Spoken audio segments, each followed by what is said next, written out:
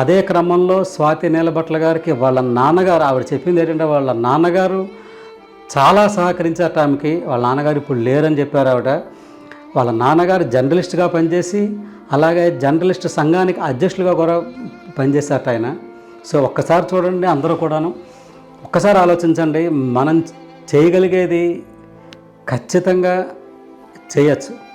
లేదు నేనేమీ చేయలేను అనుకుంటే ఎవ్వడూ ఏమీ చేయలేడు.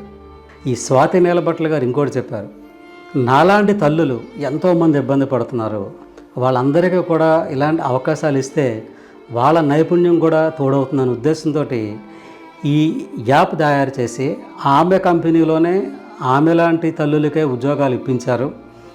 ఇప్పుడు ఆ కంపెనీ చాలా లాభాల్లో నడుస్తుందని చెప్పారు.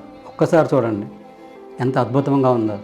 ఇలాంటి స్వాతి నీలబట్ల గారి లాంటి వాళ్ళకి మనం ఎంతో సహకరిస్తే ఎన్నో లక్షల మంది మహిళలకు ఉద్యోగాలు వస్తాయి, ముఖ్యంగా తల్లులకు ఉద్యోగాలు వస్తాయి. ఇంకొకసారి చెప్తున్నాను మీకు, స్వాతి నీలబట్ల గారు ప్రారంభించిన సీత మొబైల్ యాప్, అలాగే షీ జాబ్స్, మీరు గూగుల్లో సెర్చ్ చేయండి వస్తుంది అది.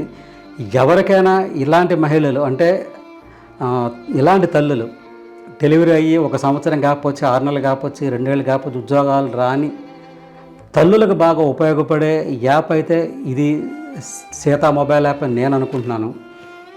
అందుచేత మీరందరూ కూడా ఒక ప్రయత్నం చేయండి. Sita mobile app, next she jobs portal.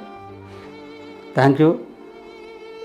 మీకు నచ్చితే ఈ వీడియో, ఇప్పుడు ఈ చెప్పిన సమాచారం అంతా మీకు నచ్చితే మా జీటీవీ తెలుగు ఛానల్ని సబ్స్క్రైబ్ చేయండి, అలాగే షేర్ చేయండి, లైక్ చేయండి. మీరు షేర్ చేయడం వల్ల ఇంకో 10 మందికి చూస్తారో వాళ్ళకు ఉపయోగపడుతుంది ఈ సమాచారం. Thank you very much.